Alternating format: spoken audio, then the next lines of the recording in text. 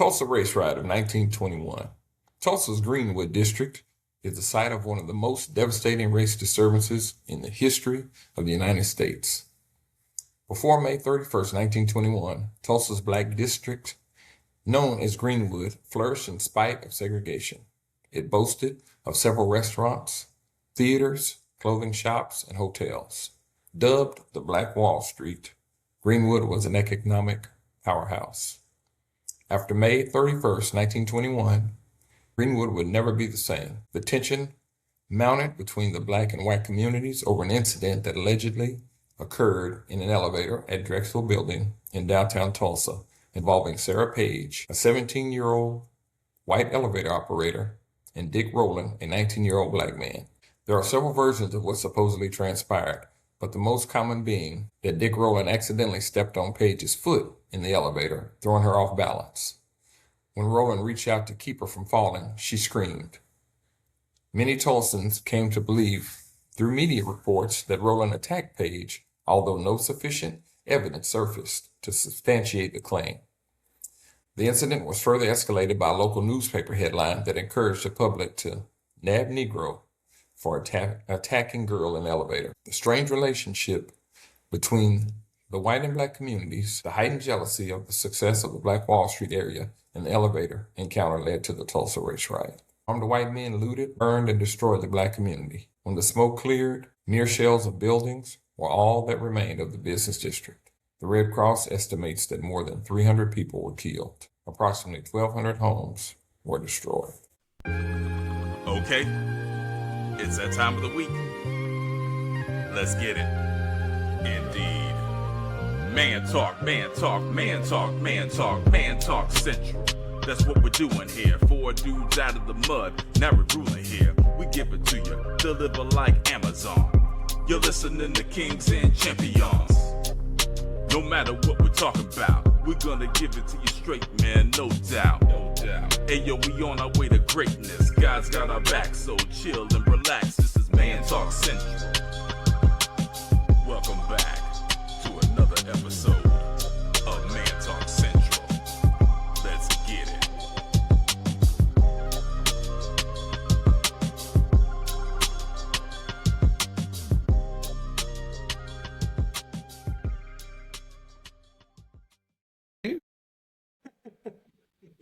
Welcome to another episode of Man Talk Central. This podcast is all about experience and perspectives, right, wrong, or indifferent. You would get it raw and uncut. Before I go any further, like and follow us on YouTube, Instagram, TikTok, and or email us. Now, let me introduce to some and present to others 3 brothers like no others. Good morning, Dan. Good morning, everybody. Good morning, fellas. Welcome to Man Talk Central. Hope you're enjoying this Black History Month. Let's get it. Right. DJ Eddie T, good morning, sir. Good morning. Good morning, my brothers. Hope all is well. Well, I know it is because I get to see y'all this morning. Welcome to Man Talk Central. We almost lost this brother this morning, close encounter, but good morning, Colonel Esquire. Good morning. Hey, appreciate everybody coming in, checking everything out. The last week of Black History Month. Hey, let's get into it. Outstanding, and I am the law-abiding citizen. So as Colonel Esquire just stated, we're concluding Black History Month. We first touched on the Black Panther Party. Then we went to Thurgood Marshall. Today you will be graced with DJ Eddie T talking about the Tulsa Race Riot. And we will close out this series with Carter G. Woodson by your man Dan. With that, we encourage each of you to keep building your knowledge about Black history, and remember, each one teach one. Today's topic, our topics, State of the Union Address and the SAVE Act. Now, before we get into all this about what Trump should have done, so on and so forth, let me just give you a little history on the State of the Union Address. All right. First, the constitutional foundation, right? So this requirement comes from Article 2, Section 3 of the U.S. Constitution, which states that the president shall from time to time give to Congress information of the State of the Union. Traditionally, this is delivered annually as a formal address to Congress. I don't know how it got on TV, but that's another thing. What is the State of the Union? State of the Union is an annual address by the President of the United States to joint sessions of Congress outlining the condition of the nation, legislative priorities, and policy agenda for the coming year.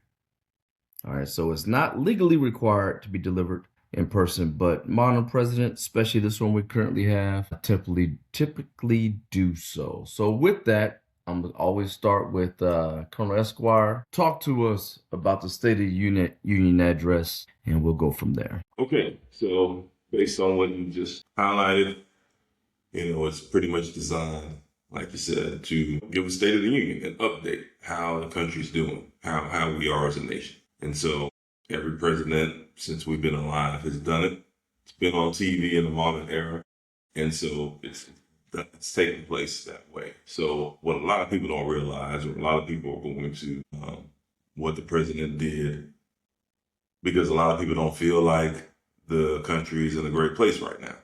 And justifiably so, there are some people who are experiencing things that other people aren't experiencing. So if your views are Republican, for example, you're going to be more positive on the State of the Union versus if you're not, or if you're MAGA, whatever the case is. But just to be clear, the last president that actually came and addressed the nation and said, hey, we're not in a good place right now and things are not where they should be, was Gerald Ford back in 1975. Outside of that, every single president, especially since we've been alive, has gone on TV, has addressed the nation with a more positive update. Hey, we're doing great. We're going to do better. Maybe not to the extent of a pep rally like you saw, a couple of days ago, but they are not going to bash the country because, again, it's political. They're going to, garner votes for their administration for the upcoming campaigns. You got midterms coming up. So they're not going to come out and say, hey, basically we suck right now, but we're going to do better. They're going to always try to spin it to their narrative. But with that being said, I do think, so pretty much politics is going to be like, we all know the two-party system, Democrats, Republicans. So most of the time when a president, Obama, Biden, Trump, Clinton, Reagan, it doesn't matter. When you're there giving that speech, if you are already supporting that person, more than likely you're going to continue to support that person. If you are not supporting that person, you're still going to be against them when that speech is done, regardless. Most of the time, presidential candidates or people, presidents in general, use that time to address the in-between, the independent voters, the ones who are on the fence. You know what I'm saying? I'm not really a fan of politics. I don't really care one way or the other, but let me vote for the one that best aligns with my personal interests. And to me, I thought that Trump didn't take advantage of that. It was more like a high school pep rally. The only thing that was missing was the bonfire. Anything to do to get ratings and to get attention, all the things that are kind of got him in hot water right now as far as addressing. I knew he wasn't going to address the Epstein files. I knew that was a non-starter at all. But he could have talked about the economy, what he's going to do. He did touch on immigration, but that's been a hot button, but he didn't do anything as far as how he's going to change that. But it was mainly pushing that push for immigration, dealing with illegal immigrants or undocumented immigrants, but that was it. But there are people that are struggling in the economy right now.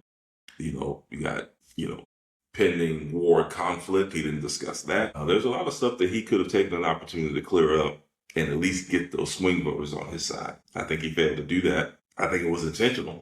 I think he just wanted to basically just talk about how great he was, how great his administration was doing, and keep it moving. And yes, while most presidents are going to do that regardless, they're also going to line out an agenda, and they're also going to try to persuade, those people on the fence. See what I'm saying?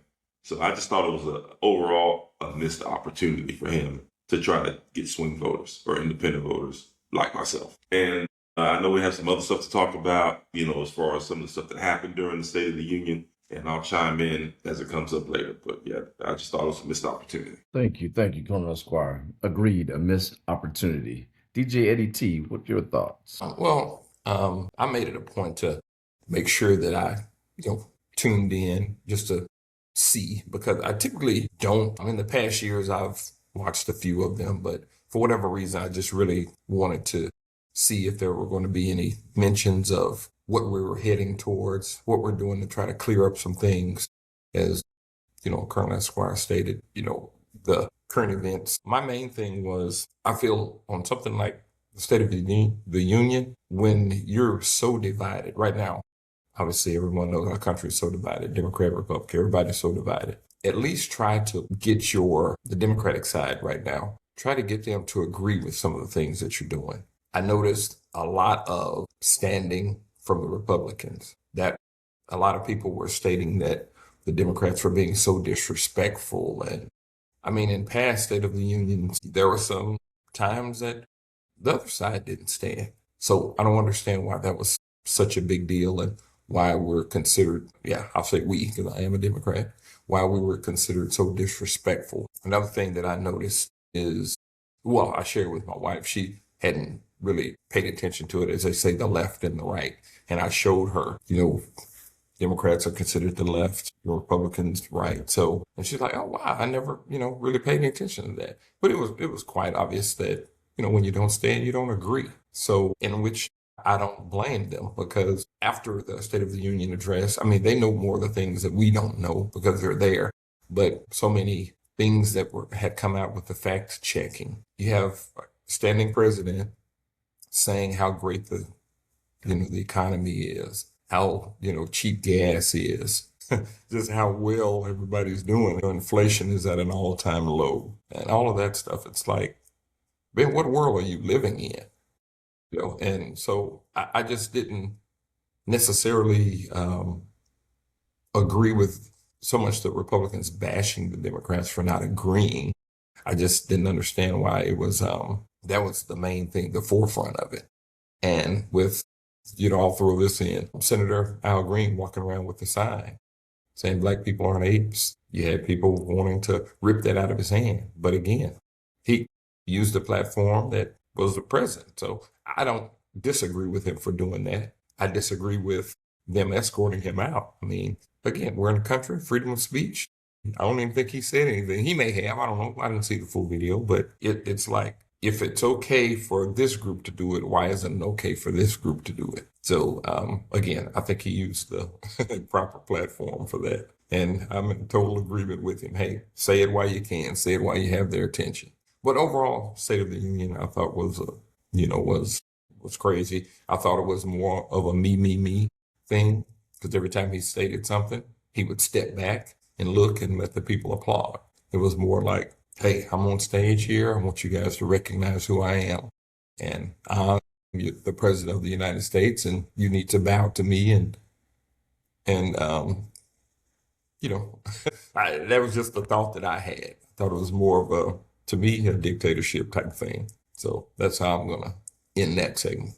Well, what I will say is, before I turn it over to you, Dan, we've all seen quite a few State of the Union addresses, but it didn't really start getting disrespectful to me until Sarah Palin and McCain was running against Obama, right? I think that's when a lot of things started really getting disrespectful, race baiting, the birth certificate, all that crazy stuff. And it just started to get worse and worse. I didn't look at it.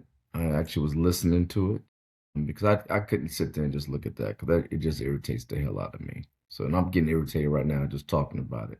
So, Dan, you got anything you want to say about it, brother? Yeah, I'm going to defer to you guys. Because to be honest with you, I didn't watch it.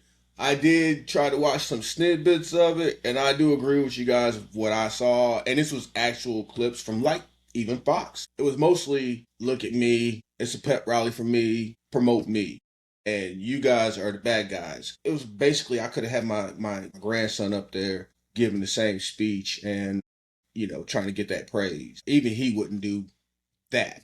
So let me just shut up before we get in trouble with every F group out there, the FAA, FCA, FCC, all them. Yeah, let me just shut up. Y'all go ahead. Well, Dan, I echo your comments, brother. It's a shame, right? Where, freedom of speech only applies to certain people when a certain person is in office. And it's a shame that, everybody isn't, there's no such thing as equality. It's never been, right? It's never really been such a thing about equality, but you could really see it now. And unfortunately, this administration, they highlight that. But people's perspectives are very different. I know I'm an independent, but I like some things that the right do. I like some things that the left do. I just really wish it wouldn't be so degrading, right? And I just really wish it would be a little more, let's try to bring this together. And to the point about Democrats sitting, Republicans standing, Republicans sitting, Democrats standing. That right there show you there is no bipartisan any damn thing. They speak about it, but they don't really show it. And I think Stephen A. Smith had a very good clip about when I think, if I remember correctly, Trump was talking about immigration, right? About, just tidying up, shoring up immigration. But, and it was, to be totally honest, I'm with him on that. Right? But the Democrats didn't say anything, right? It's like, come on, guy. Everybody knows there's a problem with immigration, right? So regardless who's in office or whatever, if it's a good plan, why not support it, right? Don't be so far left to whereas you can't, you can't see something that's going to benefit everyone. But, I'm going to pass it back to Colonel Esquire because I know he has a book on how to be the proper Republican. No, I'm joking. Go ahead, Colonel Esquire. I'm just going to talk about DJ at the team mentioned it when he was speaking.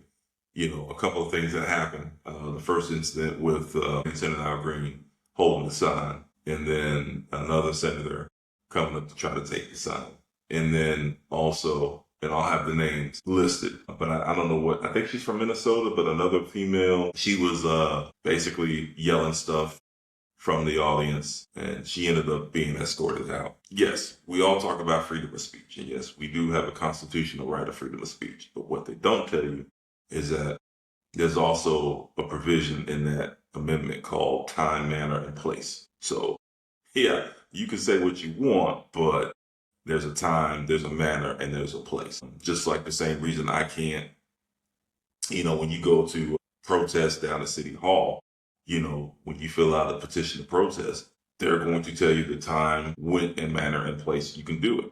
Yeah, you can protest the courthouse on Monday, but you can't do it on Tuesday because we got dockets going. You see what I'm saying? We don't want to, intimidate the people coming in the courthouse trying to do other stuff that has nothing to do with your protest, right? So that a lot of people don't realize that there's a time, there's a manner, and there's a place. You can protest at school, but I don't want you protesting at school when my kid's trying to get to class. See what I'm saying? So a lot of people don't realize that there's a provision in there for that. And I said all that to say this. Yeah, of course, a lot of people aren't going to agree with the State of the Union. A lot of people have not agreed with the things that he's done and allowed and condoned, like, for example, the situation with the apes on social media. That's his social media channel. I mean, even if he didn't know anything about it, that's his channel. So he co-signs everything, right? He's the face of it all. So at the very least, somebody should have been fired or whatever. But you're a professional. You're a congresswoman. You're a senator. Just boycott. Just don't show up. I don't understand that. Like, we know that. Why would you do that? Why would you draw attention to yourself? Because to Dan's point earlier, you're stooping to his level. You're getting that negative attention, even though you want to be heard, you want to combat, you want to protest. You're pretty much stooping to his level, in my opinion, by doing all that type of stuff. That's the type of stuff he would do. So why would you put yourself in the position? Because it's the State of the Union, it's supposed to be a professional event, but then when you act unprofessional, that's going to make the highlight.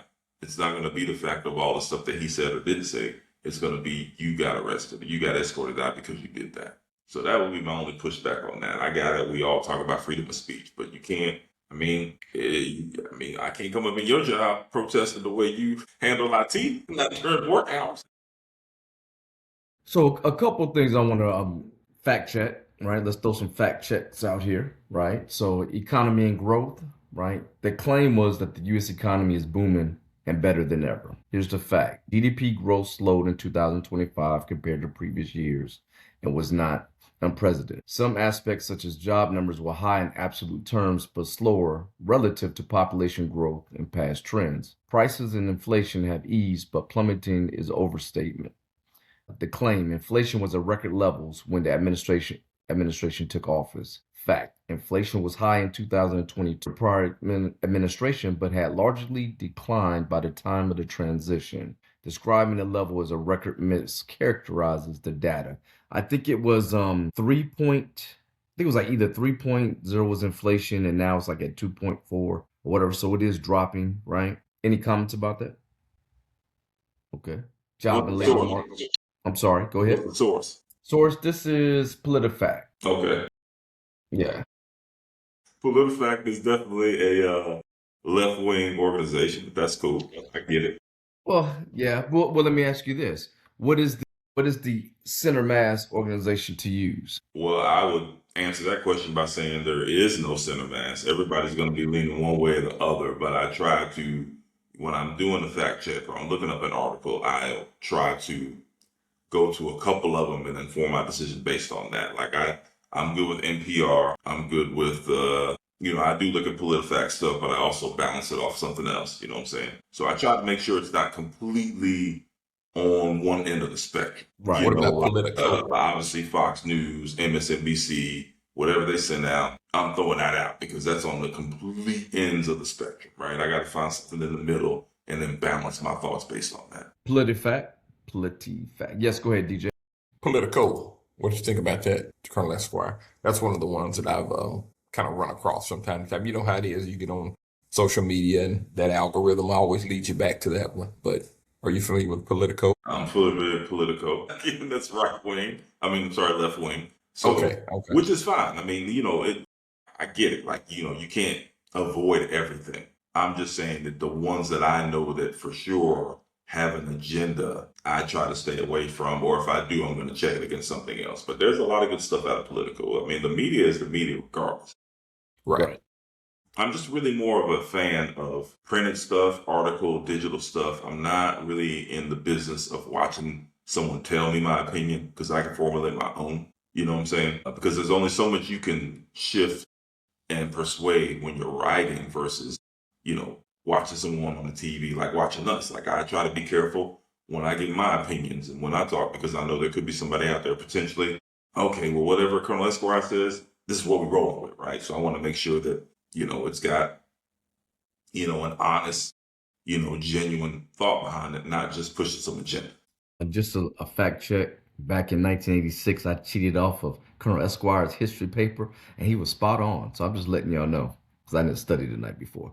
But anyway, job and labor market claims more Americans are working today than ever before in history, right? But then it says employment reached high absolute numbers, but this is partly due to population growth, right? Then it says measuring employment relative to population. It is what it is. But I will say this, right? Because I know we did a census. This was when I lived in Georgia, and my sons and I, we was in a big old group. We went and we was counting the homeless in Atlanta. So you know how like when you look at the news and they say, well, of the homeless population, 10% are veterans, or 6% are uneducated or don't have insurance. You ask all these questions, but you don't talk to everybody. So it's always a small sample shot or sample size of the truth, for lack of better words, right?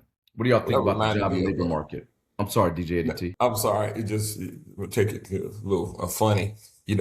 Sometimes I watch Family Feud quite a bit, and they speak of 100 people, 100 people survey, and you get on and you're like, what 100 people did they survey? So It's that's true. why when you said that, it just reminded me of it because I'm like, no, I don't Right. know where those people got those answers from. But because I'm close to the government, when I think about more Americans are working today, you just laid off about 100 and some odd thousand government employees. So how is it more people? But go ahead, Dan. I'm sorry. Go ahead. Yeah, not that I'm trying to be the savior or anything, but just want to throw this out there and correct me if I'm wrong. You can fact check any U.S. president that has done his State of the Union speech and find multiple misleading information that they have put out. I think the problem with today's administration is it's more than your average information being let out. And it's more of the manner that it's being let out, not so much as he's letting it out. Because let's be honest, every president will throw out that stuff, and you can fact check Obama, you can fact check Ronald Reagan, you can fact check any president, name them. But it's the way he's doing it, it's the way that he presents himself that I think a lot of people, regardless of what side you're on, have a very strong opinion of it. Now, we can get into speculations, but that's neither here nor there. For me, it tends to be the way he distributes his information. It's more of a unbecoming of a president. The presentation. Let me give you another fact check real quick. I used to always say, Robert, you're right in what you said, but it's your presentation. Okay. Anyway, go ahead, DJ Eddie T. That was your facts. Okay. I like it. Anyway, I know back in the day, all of our information basically came from the newspaper. So being that that was the only source, you had what, New York Times or Wall Street Journal, whatever it was. We had minimal, I guess, exposure of what's going on. Now you have so many different avenues. That's why I feel people are pulled in so many different directions because, as Colonel Esquire stated, you don't know who to follow. You don't know who to believe. And it's hard to, as we say, even fact check because we don't know where those facts are being checked or who's checking those facts. So again, the world is just constantly turning, and I think it becomes more and more, you become, I don't know, more biased by whoever, like I said, what is it? Not discovered, but came up with algorithms. Like with me and watching my different stuff, man, Politico pops up, boom, boom, boom, boom, boom. So that's all I see. And again, algorithms are going to lead you to wanting to hear stuff that you want to hear. So I feel as if the world has changed due to just the way the social media has become. I want to add a little something to that. I believe Dan spoke about it depends who it comes from. Let this administration tell it. Everybody who came up with this information, they were DEI hires. So, what I'm saying? You can't trust DEI hires. Okay, anyway. So foreign policy and wars. The president ended 8 wars. First for the group, for everybody listening, it's not 8 wars, right? The president is the only one that could declare a war against any country. We have conflicts, but not wars. But with that, it says, the fact is, independent analysts found this overstated reality. Some conflicts are not formally wars. Many remain unresolved, and ceasefires are temporary. Immigration and border claims. 0 illegal aliens have been admitted to the United States. 0. Okay. It has lowered, though. Border crossing has, the numbers have reduced, but 0. Okay. Election fraud. Election and voting fraud. Election cheating is rampant and non-citizens regularly vote. Independent fact checkers note that evidence of widespread non-citizen voting or systemic fraud remains extremely limited and not supported by credible data. But I will say this, right? What I did learn over the last week was, let's say if I'm here on a student visa or, hold on, let me not even talk about it. Go ahead, Colonel Esquire, you crack it up. What's up? Okay. I mean, that was, okay, I don't want to say people are dumb, but people are dumb, right? If you believe, okay, the comment, 0 illegal immigrants have been admitted under this administration. Guess what? 0 illegal immigrants have been admitted under every administration because it's against the law. You can't do it. So that's the whole purpose right there. Yeah. They don't ever let anybody illegal in. So it's like, okay, why is that a bullet point? Why is that a topic of the State of the Union? But there are a lot of people out there that are going to take that and run wild at their job, water cooler discussions. It's going to be a thing. I mean, that was just funny to me. Yeah. And I will say this, we have right? a jail full of ice holes right now. So we felt. Yeah. So let me see, and I'm gonna close this piece out. Reference, it says independent fact checkers, AP, factcheck.org, AFP, and news outlets find that many high-profile claims in the speech were exaggerated, lack contents, or did not fully align with verified data. Some elements were grounded in real trends, lower border crossing, which is facts, right? But others were embellished or omitted, right? So that's crazy. DJ ADT, do you have anything? I think I cut you off, brother. Damn. No, I'm good. No. I mean, it is what it is. We have this administration that we have, and we're going to deal with it. That's a fact. That's a fact. We'll deal with it. We'll get through this. I hope. That's yet to be seen, but we'll see what happens. I would tell you. Go ahead, Eddie T. I do have a question though. Prior to the beginning of our segment, Colonel Esquire mentioned that Epstein files weren't brought up. In all reality, why do you think they weren't brought up? If that's something that the nation is concerned about, Colonel Esquire. The same reason I don't bring up all the stuff I did in high school. The same reason none of my past is coming to the light on this podcast. That's the reason. Well, no, I understand that. Yeah, that makes sense. But I'm saying if you're the president of the United States and that has come up, well, just the last, I guess, scandal, Bill Clinton and Monica. I don't remember if he mentioned anything about that in his State of the Union address, in which I doubt. But, anytime there's a scandal, I can understand that. So I guess I kind of answered my own question, but I was just kind of wondering why he say, hey, guys, Epstein files, I'm not in it, or yes, I'm in it, and we can talk about that another day or whatever the case is. Well, I was wondering what your thoughts were. Dan, you got any comments reference Epstein files? Yeah, I personally don't think, I mean, I could be wrong, but I don't think that would be the time or place to bring it up. But he should, for me personally, I would think he would come out and make a statement about it or say something about it publicly, not just these little snippets you hear. Just have a big speech about, hey, let's clear the air and let's put it all to bed if everything's all good, Yeah.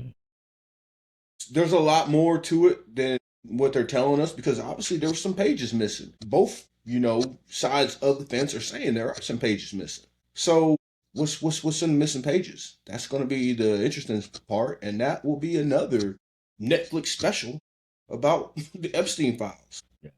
So a couple of things about the Epstein files. I know a lot of foreign entities are requesting access or reviewing it. I think, what's his name? Prince Andrew, he got locked up, but he was bailed out. So, I do believe a lot more is going to come to light. Is it going to make a difference to the American public that really are Trump supporters? No, it's not, right? Because they're going to always give him an out, regardless if he's listed 2,000 times, 3,000 times. It is what it is. But anyway, you guys didn't remember that picture that was posted? Was that on Politico? Huh? If it's on Politico, I believe it. Yeah, there you go. But no, all jokes aside, right? I really believe that more is going to come, but unfortunately, it'll probably be after this term or towards the end of this term. Or maybe if the Democrats actually take over the House and the Senate, maybe more will be pushed forward. But with this current DOJ, I don't foresee anything else getting. It is what it is. Man, it feels good to be doing this again. Reliving the days of my youth. I haven't had this much fun in a long time. Colonel Esquire. Also go by GIBSON. FMG on the mic. It goes 1, 2, uno, dos. If I ain't the best man, I gotta be close. Best thing since sliced bread, I gotta be toast. I'm a soldier, always guard the limits of my post. Yep, Man Talk Central. I'm one of your hosts. I'm on point, precise with the poetry and prose, making that grade like it's the end of the semester. I'm the crown flow, always under the weather, but I don't need a booster shot.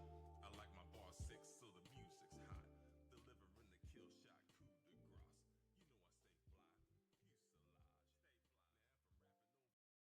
But staying on the political piece, one of the pieces of legislation that just passed the House is the SAVE Act, SAVE Act. I know in our chat I said SAFE Act, Captain Save-A-Ho Act, but I'm referring to the SAVE, S.A. Victor Echo Act. The stated purpose of the SAVE Act is to require documentary proof of U.S. citizenship when registering to vote in federal elections, right? It's trying to keep supporters, or the intention is to ensure only U.S. citizens vote in federal elections, to strengthen the election integrity, standardize federal voter registration requirements, increase public confidence in the elections. So the biggest thing is, before, all you needed like ID, and it's like a self attestation, reference who you are. Now it's really document based, right? So it doesn't really affect us per se, men. But women would probably need to do a little bit more if they get married. So, because their birth certificate is going to have their maiden name, but if they don't have a passport with their married name, they just have ID with their married name, then they would have to go out there and request or have their whole birth certificate changed. I don't even know how that works. But again, I'm going to start with Colonel Esquire from the legal aspect, and then I want y'all thoughts of the SAVE Act. I really don't have an issue with it, only because we're already having to go through so much anyway, as far as people verifying that you have certain requirements or certain documents to register to vote. And half of us who are American citizens aren't eligible to vote based on lack of documentation or whatever the case is. I have more of an issue with, I have more of an issue with felons not being able to vote after they've completed their debt to society, because you really haven't completed your debt to society if you haven't received all of your constitutional rights back. So I know that's a different discussion as opposed to this, but that's one of the few things that I look at and I'm like, okay, well, yeah, you are. Now, I think it's a bit extreme. I think that, the way it's set up now, I can't go to, what is it? I don't know, Harris County, if I don't live in Harris County and vote in their elections, just like, you guys don't live in, Tulsa County or Creek County, I think that needs to be specific to that. I don't know if that needs to change per se, but I do agree. If you're voting, if you're living in a community or you're living in a region, you're living in a county, the people, the powers that be, that government should take the necessary steps to make sure the people who live in that county are voting in that county. Outside of the presidential election, I don't know the point in all this, but I don't disagree with it. A couple things before I pass it to you, Dan. There's 2 states to where people with felony convictions can still legally vote while they're incarcerated. That's Maine and Vermont. So if you're on the fence of doing something very critical or serious, go ahead and change your legal residence to Maine and Vermont, and you can still. Okay, I'm joking. But no. But then it also talks about voting rights being restored after release to include parole, probation. That's Pennsylvania, Texas, and in Texas, you have to complete your entire sentence, which includes probation. Voting rights restored in Illinois and Michigan. You can be on parole or probation and you can vote. So every state is different. And bottom line is there's no single national rule whether a felon can vote or not. It all just depends on the state, whether they are incarcerated, whether on parole, probation is complete, whether all fines and restitutions are paid, so on and so forth. So just wanted to put that out there for folks. Dan, what's your thoughts, buddy? Yeah, since we're going to talk about that real quick, I'll jump in on that. It's amazing that you can be a felon and not vote, but you can be a felon and be the president of the United States. So keep hope alive, baby. So we'll go back to the SAVE Act, right? It's kind of like when you had the real ID. People were bucking that. What's the difference between the fake ID and the real ID? It's still government issued. It's still issued by the state. So you had to do a little bit more to do that. I'm not a big fan of having to show my birth certificate or any of that stuff. I think a state-issued ID or government-issued ID should be sufficient enough. Coming with a passport, some people don't have a passport, So that might be a little bit of an issue also. There are some hurdles to get over. I think they need to iron that out, and then we can go from there. But I don't see what the problem is if you have a real ID, which is what they were pushing so hard. Our government, anyway. I'm not going to say left or right, but they were pushing that, and now you have to have a real ID to fly. So I don't understand what the problem is with the left and the right not getting together and ironing this out. So to your point, Dan, the 24th Amendment talks about poll taxes, right? So some people feel that if I have to spend money to go do XYZ to vote, that's considered a poll tax. But that's just some of the commentary. DJ Eddie T, what are your thoughts? I was just sitting here looking at what they're saying. I guess it's the 5 things to know about the SAVE America Act. First, citizenship is already a requirement to vote, and instances of non-citizen voting are rare. Many eligible citizens don't have access to documentary proof of citizenship. There are better ways to verify citizenship that put the responsibility on government, not voters. The SAVE Act could have unintended consequences for election officials and election administration. And lastly, the SAVE Act needs more time and resources to be implemented well. With reading that, obviously this whole thing is about citizenship, going back to, I guess, making our borders safe or whatever the case is. But I'll just be honest, I didn't dig deep into it and just try to figure out what truly the SAVE Act was. But with those 5 points, obviously it all leads back to citizenship. But you, like Colonel Esquire stated, Dan has stated, you have ID, you got it from somewhere, use it, vote, go on in and do your thing.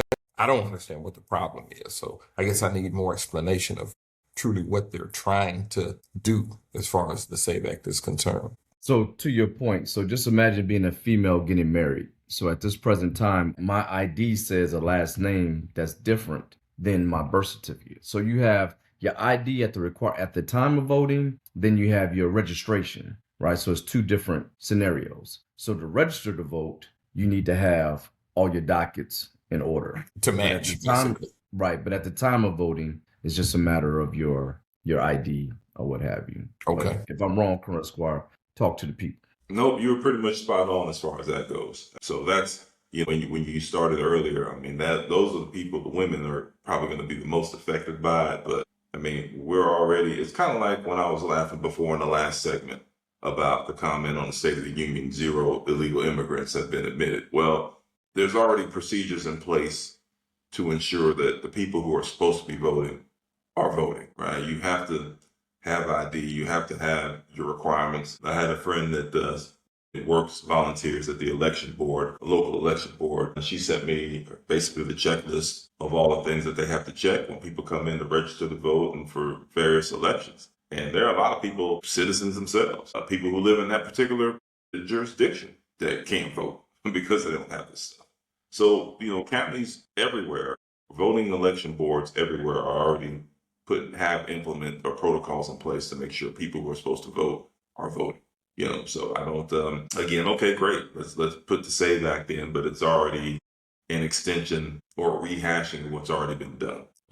Well, let's take it a little step further. We have people that are eligible to vote that won't go vote. Oh, yeah. So, that's very bothersome when, we have that many people. I mean, if everyone literally voted, I wonder, and actually the votes were counted properly, I wonder just how things would be different. Yeah, I can understand everybody can't get out and vote. You have people that, just don't have rides or whatever the case is, or just they're sick or whatever.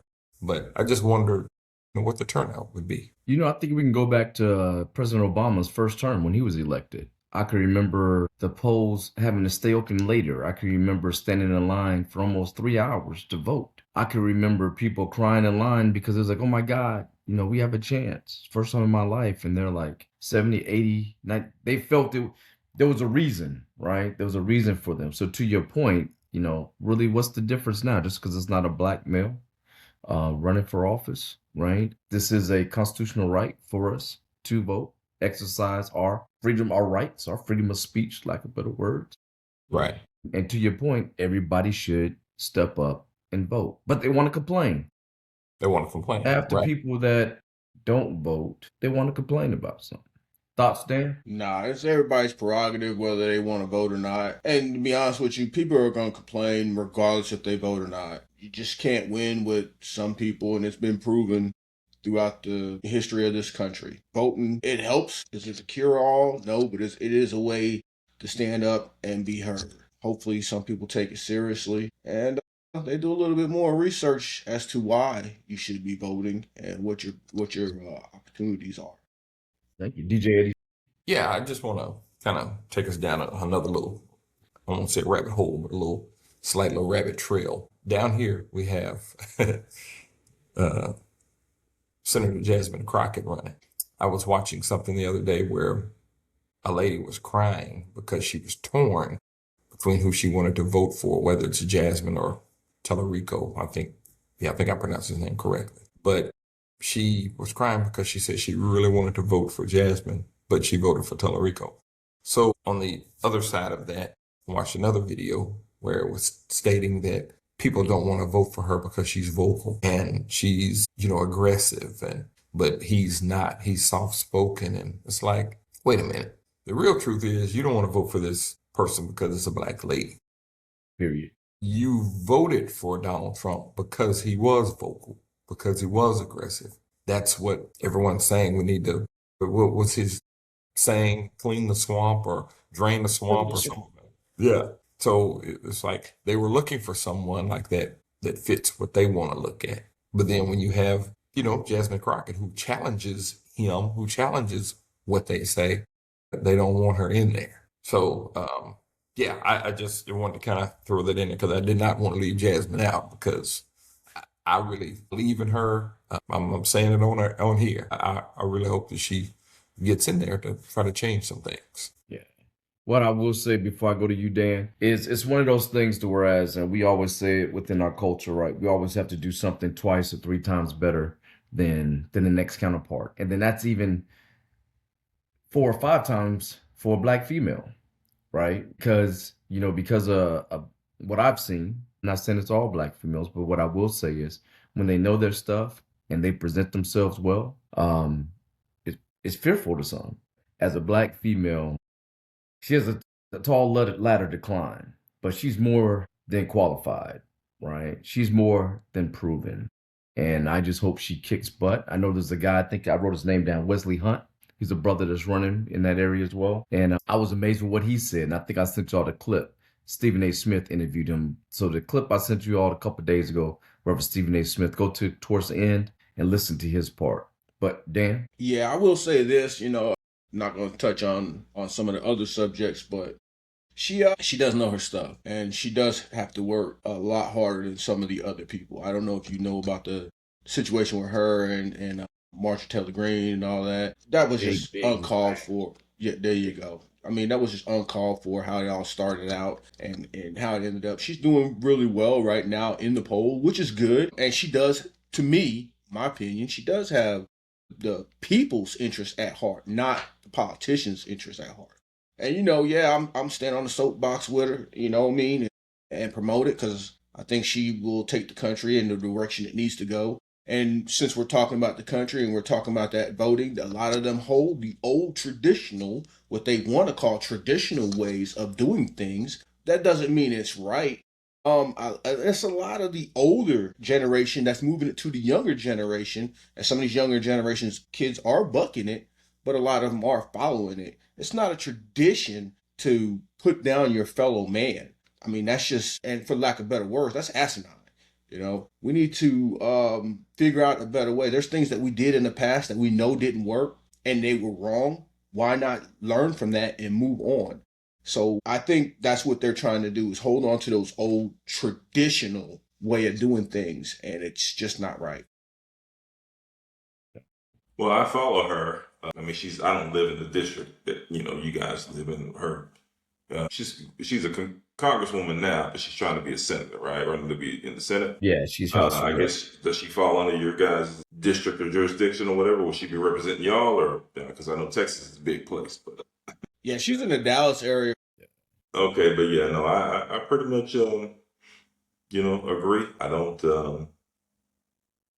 have a negative comment or a positive comment. I just kind of see and observe, and things are going on as far as that goes. I think she's going to win. I hope she wins. It'll be interesting to see what happens when she wins, how much of an impact she's going to have, because she's going to have a lot of political opponents. She's going to have a target on her back when she does win.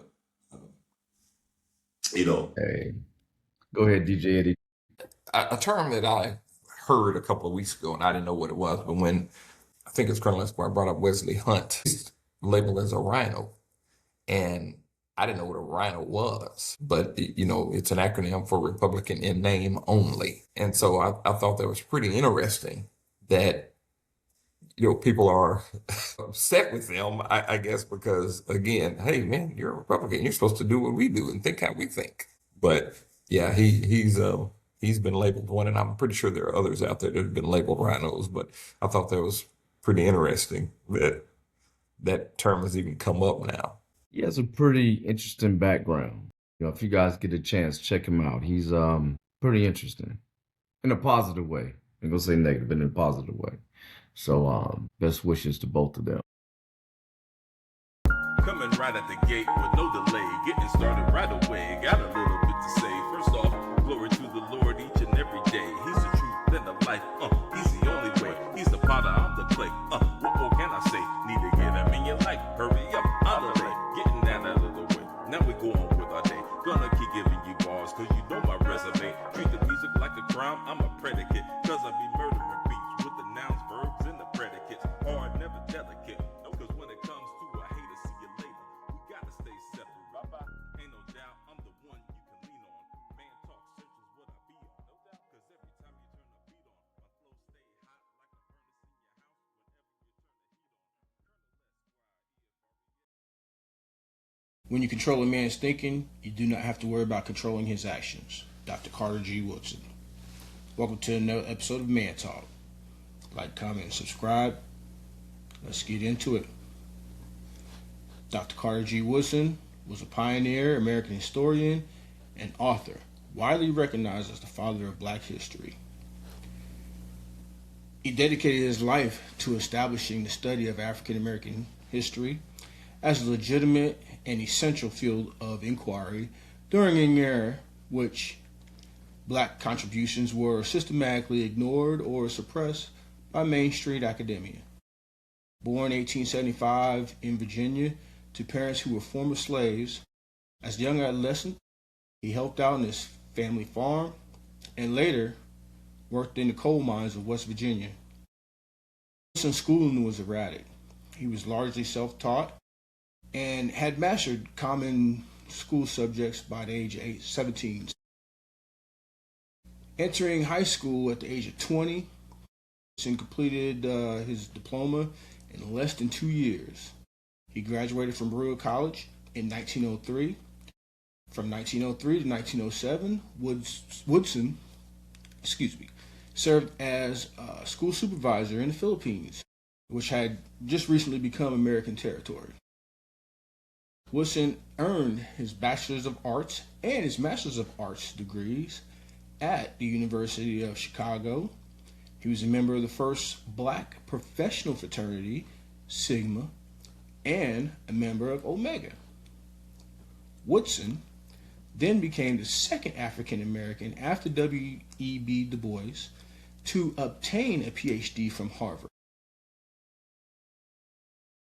Only person whose parents were enslaved in the United States to obtain a PhD in the history of the country. He later joined the faculty at Harvard University as a professor and served there as the Dean of College of Arts and Science. Woodson believed that the white-dominated historical profession had little interest in Black history. He saw African American contributions as overlooked, ignored, and even suppressed by the writers of the history textbooks and the teachers who taught them. For Black scholars to study and preserve Black history, Woodson realized he had to create a separate institution and structure. With funding from several philanthropic foundations, Woodson founded the Association for the Study of Negro Life and History, described as a mission as a scientific study for the neglect aspects of Negro life and history. The next year, he started the Journal of Negro History, which is published to this day under the name Journal of African American History. Woodson believed that the education and increasing social and professional contacts among Black and white people could reduce racism, and he promoted the organizational study of African American history partly for that purpose. Woodson's devotion and showcasing the contributions of Black Americans bore fruit in 1926 when he launched the Negro History Week. It was the second week in February, and he did it to coincide with the birthdays of Abraham Lincoln and Frederick Douglass. Woodson's concept was later expanded into what we know today as Black history. Woodson was also considered by Black Americans to be one of the most important community leaders who discovered their lost history. His projects, the New Negro History, had dual purpose for giving Black Americans history to be proud of and to ensure that the overlooked role of Black people in American history was acknowledged by white historians. Woodson wanted a history that would ensure that the world would see the Negro as a participant rather than a lay figure in history. He died of a heart attack at the age of 74 in 1950, and his legacy lives on every February when schools across the nation study Black American history, empowering Black Americans and educating others on the achievements of Black Americans. Throughout the course of his life, he's published many books. A few of them were A Century of the Negro Migration, The Education of Negro Prior to 1861, The History of the Negro Church, The Negro in Our History, and The Miseducation of the Negro, just to name a few. The National Historical Site has its former office and home at 1538 9th Street, Northwest in Washington, D.C., and is preserved by the National Park Science as a National Historic Site. One last quote, and then we'll end this segment, was, "No man knows what he can do until he tries." And that is Dr. Carter G. Woodson. Highly encourage you to look up your Black or your African American heroes, historians, and pioneers. Man Talk out.